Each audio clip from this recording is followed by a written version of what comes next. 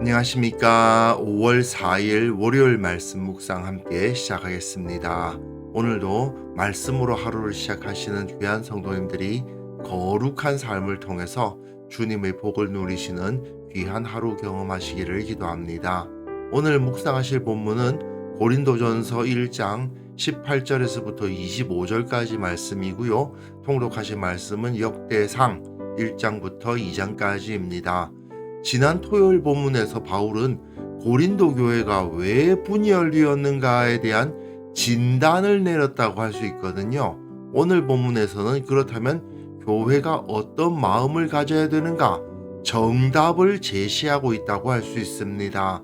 오늘 본문을 통해서 우리가 오직 예수 그리스도만을 기뻐하는 자들로서 세상과는 완전히 다른 사람들임을 기억하는 시간이 되었으면 좋겠습니다. 그럼 먼저 말씀을 보시고 묵상을 이어나가도록 하겠습니다. 십자가의 도가 멸망하는 자들에게는 미련한 것이요 구원을 받는 우리에게는 하나님의 능력이라. 기록된 바 내가 지혜 있는 자들의 지혜를 멸하고 총명한 자들의 총명을 폐하리라 하였으니 지혜 있는 자가 어디 있느냐? 선비가 어디 있느냐? 이 세대의 변론가가 어디 있느냐? 하나님께서 이 세상의 지혜를 미련하게 하신 것이 아니냐. 하나님의 지혜에 있어서는 이 세상이 자기 지혜로 하나님을 알지 못하므로 하나님께서 전도에 미련한 것으로 믿는 자들을 구원하시기를 기뻐하셨도다. 유대인은 표적을 구하고 헬라인은 지혜를 찾으나 우리는 십자가에 못 박힌 그리스도를 전하니 유대인에게는 거리끼는 것이요 이방인에게는 미련한 것이로되 오직 부르심을 받은 자들에게는 유대인이나 헬라인이나 그리스도는 하나님의 능력이요 하나님의 지혜니라. 하나님의 어리석음이 사람보다 지혜롭고 하나님의 약하심이 사람보다 강하니라. 지난 토요일 본문에서 바울은 고린도 교회의 분열이 왜 일어났는가에 대해서 정확하게 진단을 했습니다. 고린도 문화 중에서 가장 큰 문제가 되는 문화가 뭐냐 하면 바로 과시욕입니다. 고린도 사람들은 원래 근본이 귀족들이 아니거든요. 그러니까 신분이 높은 사람들은 아닌데 어느 정도 재물이 있게 되니까 그 재물로 자신들을 귀족적인 사람으로 만들고 싶어 했어요. 그래서 철학자들, 소피스트들을 후원하는 겁니다. 그래서 그 철학자들의 지혜를 자기 것인 양 과시하는 거죠. 내가 지금 소피스트 누구를 후원하고 있고 누구에게서 배우고 있다. 이러면서 나름대로 자기 학벌처럼 만드는 것이라고 할 수도 있고요. 그에 비해서 바울은 유대인으로서는 이 당대의 최고의 지식인이었죠. 하지만 고린도 교회의 이런 태도를 배격하고 있는 겁니다. 이렇게 지식을 과시하는 태도는 결코 복음과 함께 갈 수가 없다라고 설명하면서 우리가 복음에 대해서 어떤 태도를 가져야 되는가를 설명하고 있는 거예요. 앞에서 바울은 십자가의 도에 대해서 이야기를 했거든요. 그런데 이 십자가의 도는 멸망하는 자들에게는 미련한 것이다. 구원을 받는 우리에게는 하나님의 능력이지만 멸망하는 자들, 곧 구원받지 못한 사람들의 눈에는 미련한 것으로 보일 수밖에 없고 미련한 것으로 보여야 된다라는 거예요. 당시의 철학자들, 소피스트들은 탁월한 변론가들이죠. 특히 다른 사람들을 어떻게 잘 설득할 것인가, 자기 말을 어떻게 증명할 것인가를 가르치는 것이 바로 소피스트들이었습니다.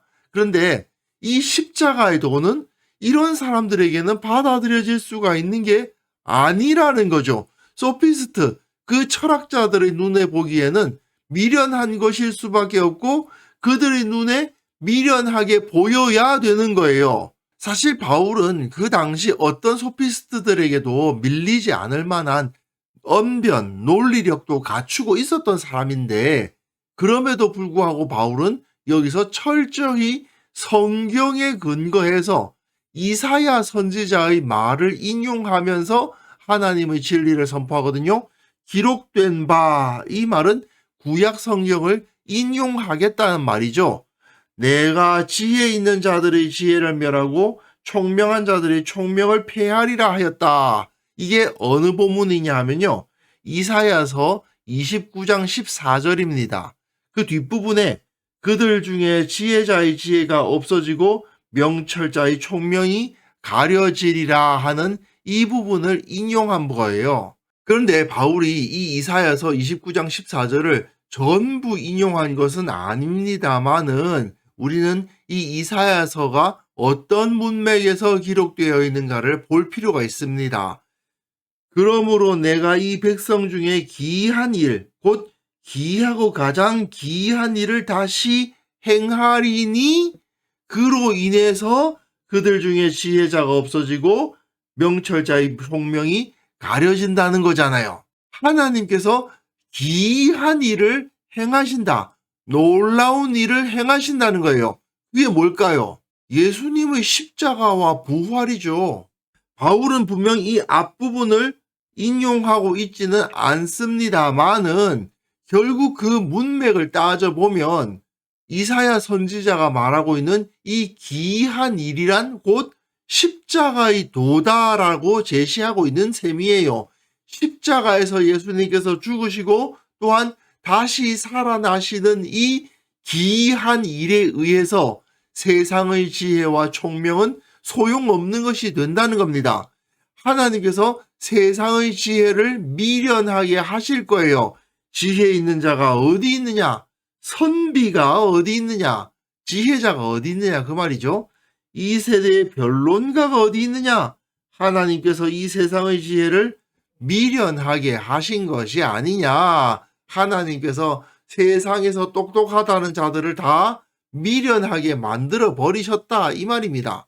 그러면서 하나님의 지혜에 있어서는 이 세상이 자기 지혜로 하나님을 알지 못한다. 하나님께서 전도의 미련한 것으로 믿는 자들을 구원하시기를 기뻐하셨도다 되어 있는데요. 여기서 전도의 미련한 것 이 부분은 미련한 전도를 사용해서라고 번역할 수도 있습니다. 여기서 전도라고 번역된 이 단어는 캐리그마인데요. 선포라는 의미도 됩니다. 이거는요, 논리적으로 다른 사람을 설득한다는 의미가 아니고 그냥 전한다는 말이에요. 예수님께서 다시 살아나셨습니다. 예수님께서 십자가에서 분명히 죽으셨지만 그분은 사흘 만에 다시 살아나셨고 예수님께서 말씀하시기를 나를 믿는 자는 영원히 산다고 하셨습니다. 이거를 그냥 전하는 거, 이게 바로 캐리그마예요. 이 캐리그마라는 말은 사실은 논쟁하고 대비되는 말이거든요. 이 사람과 저 사람이 서로 변론을 해서 내 말이 맞지? 이렇게 증명하는 거하고는 관계가 없어요. 이런저런 근거를 제시하면서 다른 사람들을 설득하는 방식이 아니라 그냥 이런 일이 일어났다. 어떤 사실을 그냥 말하는 거. 그게 바로 캐리그마예요. 그러다 보니 철학자의 눈으로 볼 때는 이게 어리석은 소리일 뿐이죠. 그냥 이렇습니다라고 말할 뿐 논리적 근거를 제시하는 것 아무것도 없으니까요. 게다가 유대인들은 표적을 구하거든요. 여기서 표적을 구한다는 것은 마태복음에서 바리새인과 사두개인들이 예수님을 시험하면서 하는 것과 같은 태도입니다. 하늘로부터 오는 표적 보이기를 청했다고 되어 있죠. 표적이라는 것은 어떤 특별한 기적과도 같은 것이라고도 할 수 있고요. 또 그들의 말이 그대로 이루어지는 것을 말하는 것일 수도 있습니다. 유대인들은 하나님의 말씀이라고 전하려면 표적부터 보여달라고 한단 말이죠. 왜 이런 태도를 가지게 되느냐 하면 신명기에 어떤 선지자가 하나님의 명령이 아닌 말씀을 지 마음대로 전하면 그 선지자는 죽어야 된다는 말씀이 있기 때문에 그래요. 그러면 그 말씀이 하나님의 말씀인지 아닌지를 어떻게 아느냐라는 질문에 대해서는 그 선지자가 증험이 있어야 된다고 되어 있거든요. 여기서 이 증험이 바로 표적입니다. 어떤 표적을 제시하면서 하나님의 말씀을 전하거나 또는 성취함이 있어야 된다고 되어 있어요. 그 말씀대로 이루어지는 것이 있어야 된다는 겁니다. 그래야 하나님의 말씀인데, 그러니 유대인들은 복음 전하는 자들에게 표적을 요구할 거란 말이에요. 하지만 저들은 복음 증거자들이 제시하는 표적을 믿지 않을 겁니다. 왜? 가장 강력한 표적이 뭡니까? 예수님께서 다시 살아나셨다는 그 이적이에요. 그런데 사람들은 그걸 안 믿거든요. 그러니까 유대인들은 복음을 증언하는 초대교회 성도들에게 이렇게 바리새인과 사두개인들이 예수님께 했던 것과 똑같은 태도를 보였을 거예요. 게다가 유대인들에게 십자가란 무엇일까요? 나무에 달려 죽는 거 아닙니까? 하나님으로부터 저주를 받는 거거든요. 그러니 예수님의 십자가를 전하는 복음은 거리끼는 것에 불과하여 유대인에게는 거리끼는 것이죠. 그리고 헬라인의 입장에서는 어떻습니까? 헬라인은 지혜를 찾는다고 되어 있거든요. 철학이 발달한 사회에서 살던 헬라인에게 있어서 지혜란 합리성과 설득력을 의미하는 거거든요. 플라톤, 아리스토텔레스로 대표되는 헬라 철학을 신봉하는 자들에게는 하나님이신 예수님이 사람으로 오셨다? 이 자체가 이해할 수 없는 미련한 말일 뿐입니다.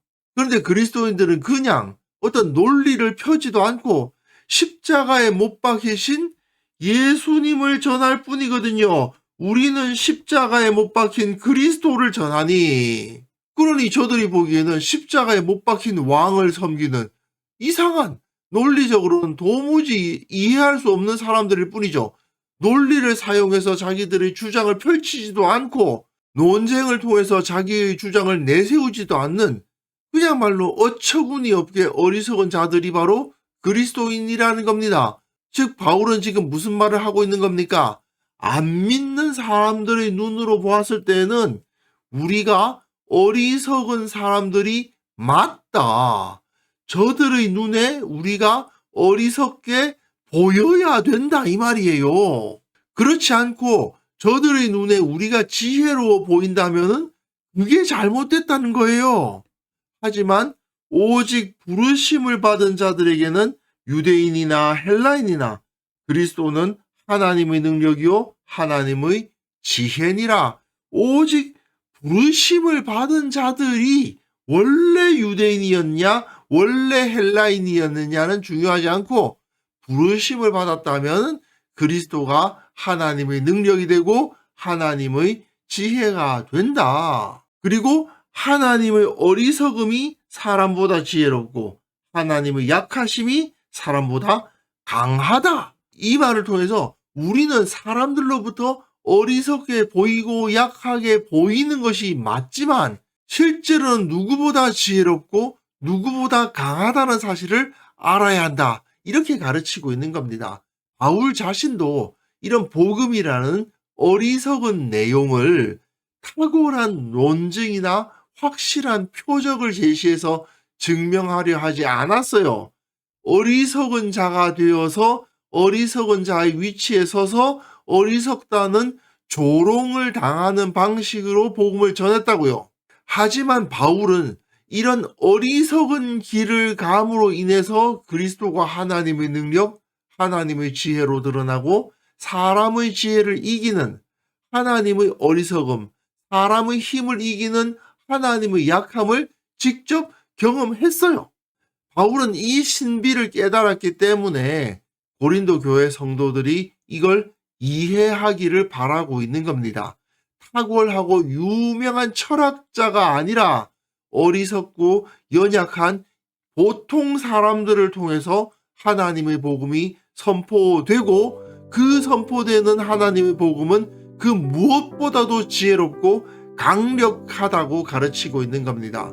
하나님의 지혜는 세상에서 인기 있는 방식을 사용하지 않는다. 이게 바로 바울이 고린도 교회에게 가르치는 하나님의 지혜인 겁니다.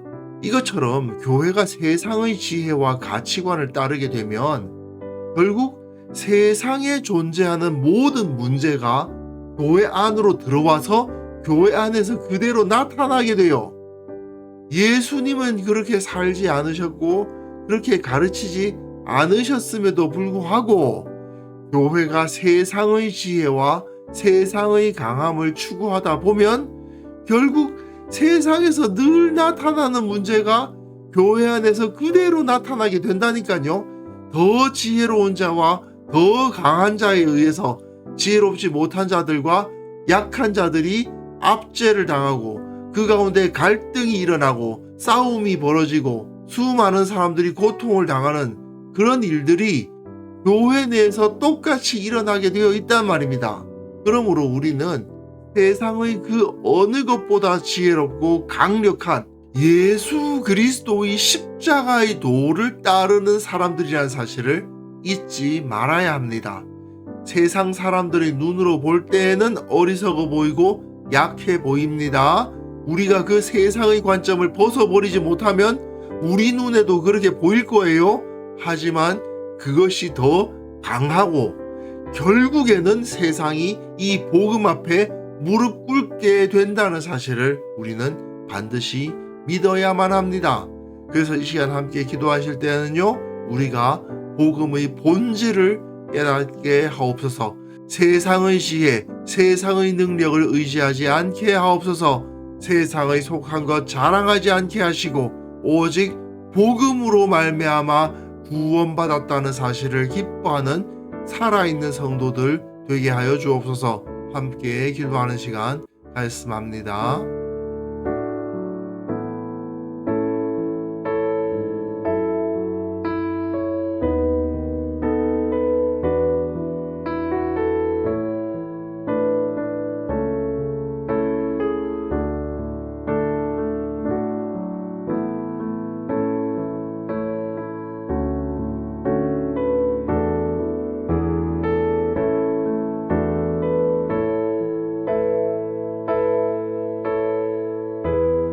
하나님 아버지, 우리가 복음의 본질을 깨닫게 하시고 이 세상의 지혜를 두려워하거나 부러워하거나 의지하는 어리석은 자가 되지 않도록 도와주옵소서.